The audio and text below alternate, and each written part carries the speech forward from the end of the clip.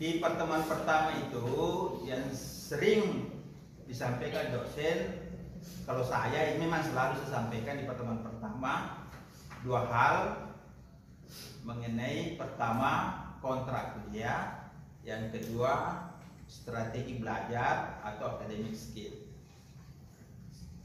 Karena dua materi ini yang menentukan keberhasilan Anda mengikuti mata kuliah. Karena saya yakin semua Anda yang hadir di sini pasti mau berhasil dalam mata kuliah ini.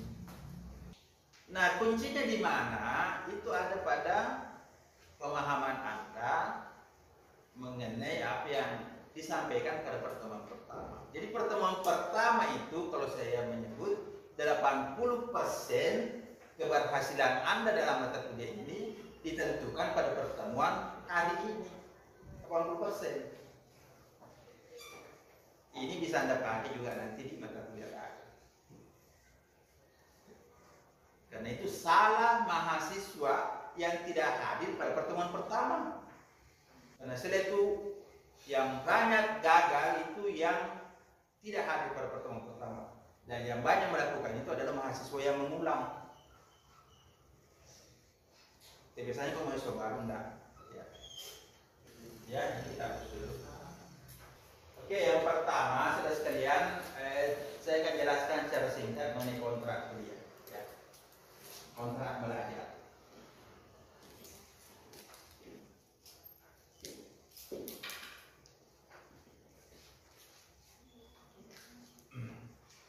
Kontrak belajar ini adalah aturan-aturan yang kita sepakati. Karena banyak, bukan sih banyak, ada beberapa juga mahasiswa setelah gagal baru datang ke dosennya. Pak, kenapa saya dapat error? Kenapa saya dapat D? Kenapa saya dapat C? Itu karena menyalahi kontrak. Itu sebenarnya.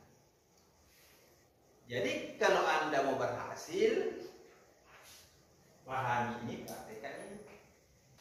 Kontrak belajar ini penting ya. Saya ingin mulai dari pertama ruang lingkup dulu ya, ruang lingkup materi ya.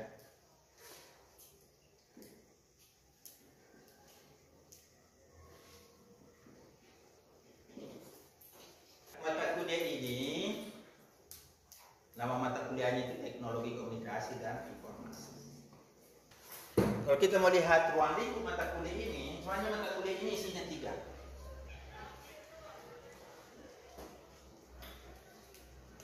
Yang pertama kita belajar mengenai teknologi, ya, ini bukunya. Kebetulan 3 buku ini buku saya semua. Ini bukunya, mengajar teknologi. Jadi carilah nanti literatur mengenai teknologi atau teknologi komunikasi. Semua yang berkaitan dengan teknologi, silakan Anda pelajari. Tapi untuk yang saya pakai, ini adalah buku saya sejak pertama saya ngajar. Ini terbit tahun berapa ya? Terbit tahun 2011, 12 tahun yang lalu. Ini yang pertama, materinya mengenai teknologi. Bagaimana kita paham, bagaimana kita mengerti teknologi. Yang kedua, bagaimana kita paham komunikasi. Nah, ini bukunya. Ini buku saya juga, ilmu komunikasi. Ya. Bagaimana kita mengkomunikasikan pesan, bagaimana kita memahami sistem komunikasi. Bagaimana memahami kedudukan media, ada dibahas semua di situ secara teori.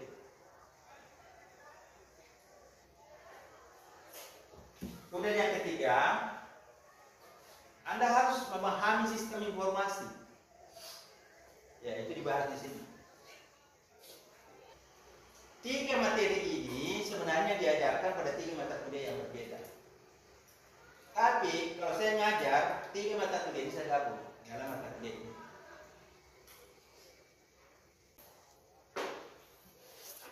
Kalau kita belajar teknologi komunikasi, kita bisa belajar ini khusus teknologinya saja. kita mau pure belajar teknologi komunikasi, kita belajar teknologinya ini bisa. Ya, mata kuliah ini. Untuk keilmuan komunikasi itu kita pelajari dalam mata kuliah pengantar komunikasi, teori komunikasi, dan lain-lain. Kemudian yang ketiga, pelajaran atau pengetahuan mengenai sistem informasi itu diajarkan pada mata kuliah sistem informasi manajemen. Itu saya ngajar di MD. Tapi sistem informasi ini hanya diajarkan pada prodi MD. Tapi nanti saya juga berikan muatan-muatan di sana. Jadi secara umum saudara sekalian, ruang lingkup mata kuliah ini itu ada 3. Yang pertama Anda harus paham ya. Anda harus paham apa itu teknologi, kemudian apa itu komunikasi, kemudian apa itu informasi. Rujukannya saya sudah tunjukkan. Nah, karena ini kita belum masuk materi, saya belum bahas ini. Tapi saya berikan dulu kerangkanya, pertanyaan. Jadi saudara sekalian, supaya proses pembelajaran kita nanti lebih bagus, maka cobalah sekarang mencari literatur yang berkaitan dengan 3 bidang. Minimal Anda cari 3 buku. 1 buku mengenai teknologi komunikasi atau teknologi, 2 mengenai ilmu komunikasi, dan yang ketiga mengenai sistem informasi. Jadi setelah perkuliahan kita minimal Anda pelajari 3 buku, siapkan 3 buku minimal, ya. Karena standar saya mengajar 1 pertemuan Anda harus baca 1 buku. Jadi 16 kali pertemuan Anda harus baca dalam mata kuliah ini 16 buku.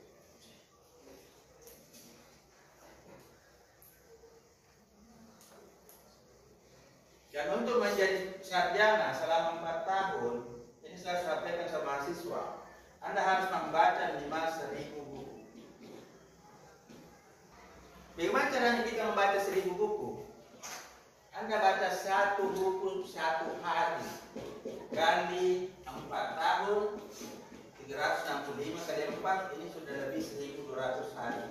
Berarti Anda sudah baca lebih kurang 1000 buku. Oke?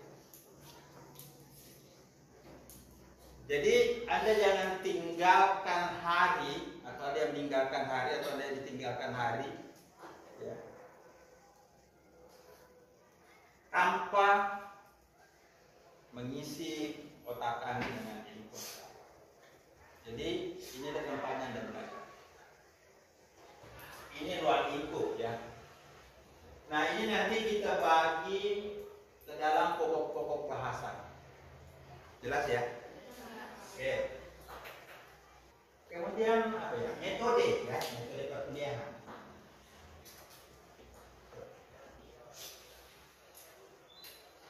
Atau sistem pembelajaran.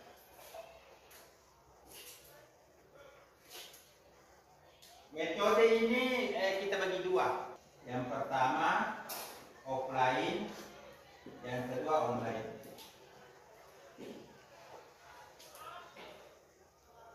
Online-nya kita bagi 2.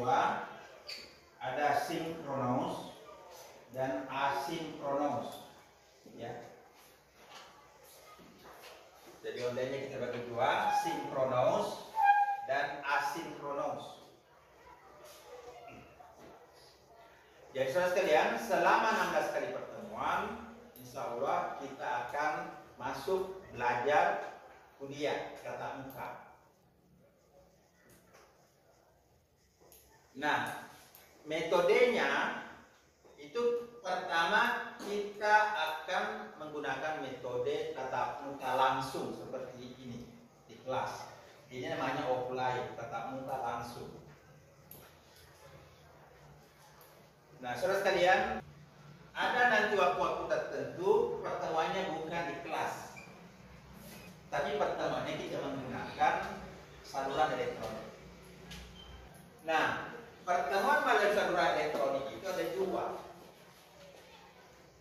Ada yang bersifat sinkron. Sinkron itu artinya kita pertemuannya real time, tatap muka, menggunakan aplikasi di mana Anda semua hadir dalam aplikasi itu pada waktu tertentu, pada jam, tempat yang sudah ditentukan. Misalnya menggunakan Zoom, menggunakan Google Meet. Ini Anda harus hadir, cuma bedanya satu pakai online, satu di kelas. Tapi Anda harus hadir juga pagi-pagi. Yang kedua, ada yang asinkronos. Asinkronos ini Anda belajar melalui media elektronik. Tanpa harus kita bersamaan hadir pada ruang, pada tempat, pada waktu yang telah ditentukan. Nah, salah satu di sini Anda belajarnya melalui YouTube. Jadi nanti ada materi yang saya sudah buatkan, itulah yang Anda pelajari, bikin ringkasan, bikin poin-poin yang akan kita diskusikan nanti pada pertemuan. Oke. Jadi metode pembelajaran kita ada offline, ada online. Online ini ada dua, ada model sinkron, sinkronos dan asinkronos. Masih berkaitan dengan pembelajaran online. Untuk penyetoran tugas-tugas termasuk ujian mid dan ujian final itu semuanya dilakukan secara online. Jadi saya tidak menerima lagi di kelas itu kertas-kertas, tidak ada lagi. Jadi seluruh tugas ujian mid dan ujian final itu dilakukan semua secara online. Itu kita menggunakan Lentera. Baik offline maupun online itu Anda wajib datang, wajib mengikuti perkuliahan. Baik online maupun offline. Jadi tinggal pilih saja. Kalau offline ya datang di sini. Kalau online sinkronos ya bergabung di Zoom, bergabung di Google Meet. Misalnya kita pakai asinkronos, ya tinggal ada belajar mandiri. Kemudian store tugas sesuai dengan waktu yang telah ditetapkan. Jadi kita bisa belajar di sini, di ruangan ini, kita bisa belajar bersamaan, tapi di tempat yang berbeda, pakai sinkron. Dan kita bisa belajar di tempat yang berbeda dan waktu yang berbeda menggunakan asinkronos. Oleh karena itu, untuk menunjang proses pembelajaran ini kita perlu fasilitas atau sarana, ya. Kita perlu fasilitas untuk sarana belajar. Saya harap Anda semua melengkapi diri dengan sarana belajar. Yang pertama, walaupun ini bukan wajib, ya, tapi minimal ini fardu kifayah, ya. Jangan satu kelas tidak ada yang lakukan. Kalau bisa fardu ain juga. Yang pertama, untuk mata kuliah ini minimal Anda beli 1 buku. Kalau bisa Anda beli 3 buku. Niatkan. Mulai sekarang setiap mata kuliah minimal Anda beli 1 buku. Itu ada nanti gunanya. Saya jelaskan nanti. Itu namanya artefak. Tidak usah mikir mau beli buku harganya 50.000, 100.000, 200.000, tidak usah mikir. Karena ilmu itu akan menarik semua itu. Kata Nabi, mau sukses dunia, mau sukses akhirat, mau sukses dua-duanya harus pakai ilmu. Tidak ada orang untuk ilmu menderita. Menderita sekarang, tapi nanti ilmunya menarik, itu sebuah kesuksesan yang akan kepada. Jadi fasilitas pertama ini harus ada buku. Yang kedua, ya alat komunikasi, ya.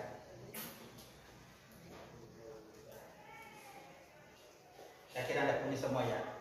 Punya HP, smartphone. Anda punya alat komunikasi, punya HP, smartphone, minimal Anda install atau Anda punya aplikasi Lentera, aplikasi Google Meet, Zoom, dan YouTube. Minimal itu, dan WA. Apalagi ya kalau Anda bisa punya komputer atau tablet, buku, atau juga bisa sumber-sumber elektronik ya, sumber elektronik, misalnya e-book, apalagi jurnal ya. Lingkup materi ya, materi pembelajaran kita itu ada dua ya. Apa itu hard skill? Ini ada dua. Yang pertama penguasaan teori, yang kedua skill atau keterampilan. Kalau Anda mau dapat A, Anda harus kuasai materi ini minimal 90%. Kalau Anda mau dapat A, jadi Anda harus punya penguasaan konsep teoritik itu minimal 90%.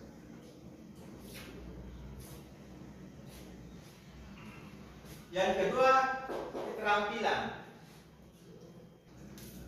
Anda harus menguasai keterampilan dasar komunikasi minimal Anda sampai nanti sarjana sampai semester 8. Ya.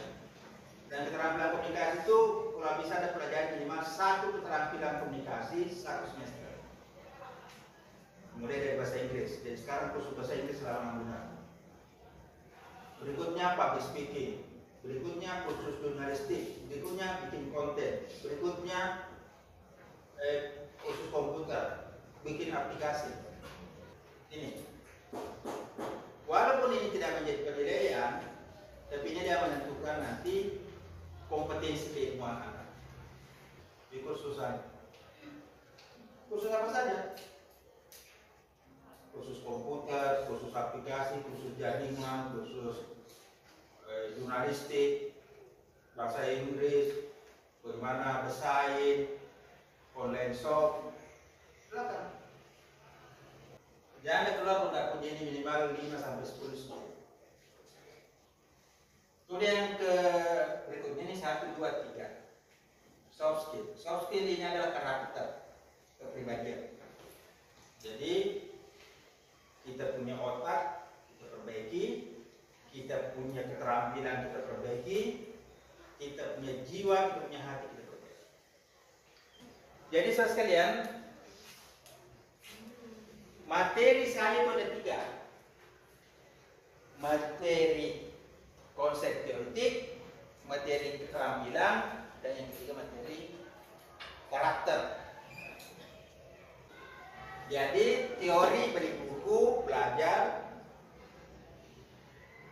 skill, keterampilan, Anda ikut kursus, magang, apa segala macam, praktik.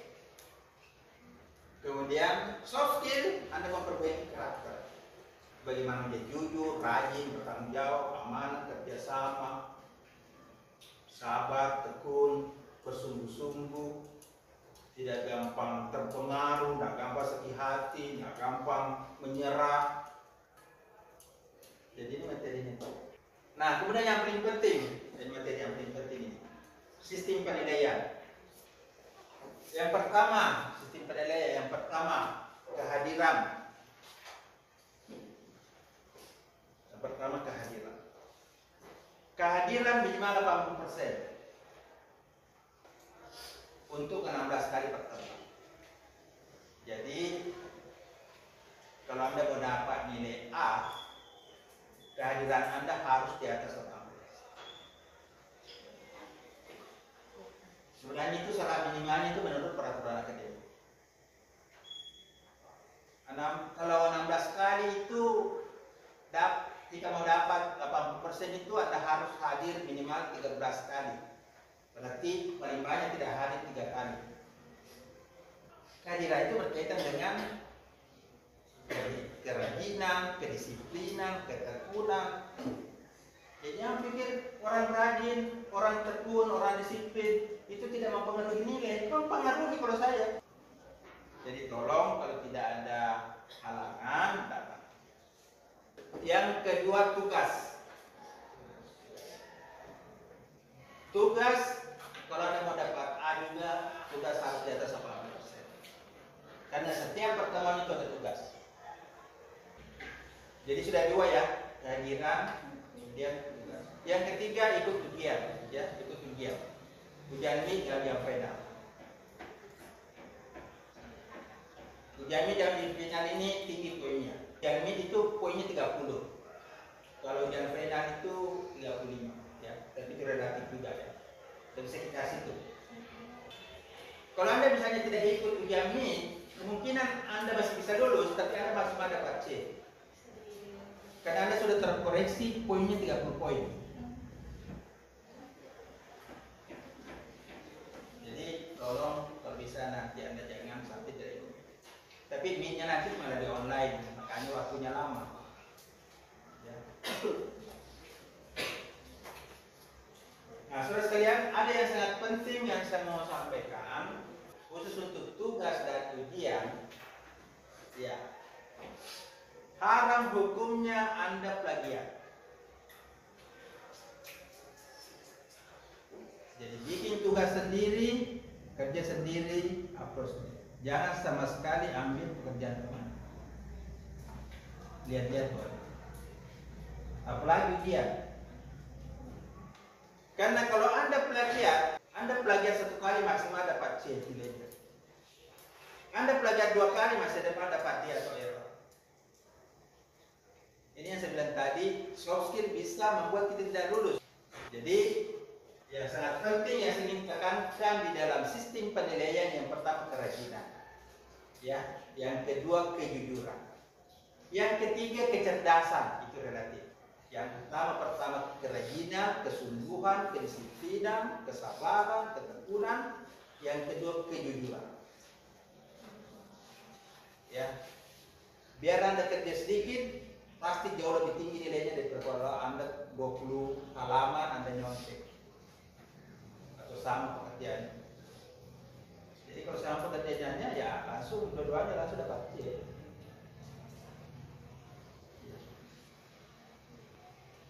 Kalau penanya juga plagiat ya langsung dapat D. Sudah gitu aja. Kalau kehadirannya juga kurang ya sudah langsung dapat error. Apa lagi? Sudah malas, curang, apalagi yang mau dinilai. Ya. Orang kalau jujur tapi kurang kehadirannya ya masih ada lah. Orang rajin tapi pekerjaannya kurang ini tidak masalah. Jadi 2 kunci suksesnya, pertama bagaimana Anda mempertinggi kerajinan Anda secara maksimal, yang kedua jujur, tidak boleh diabaikan, boleh tidak. Jadi 2 juga penyebabnya ini rata-rata mahasiswa saya tidak lulus. Yang pertama malas, dalam artian kehadirannya kurang, tugasnya kurang. Yang kedua curang. Jadi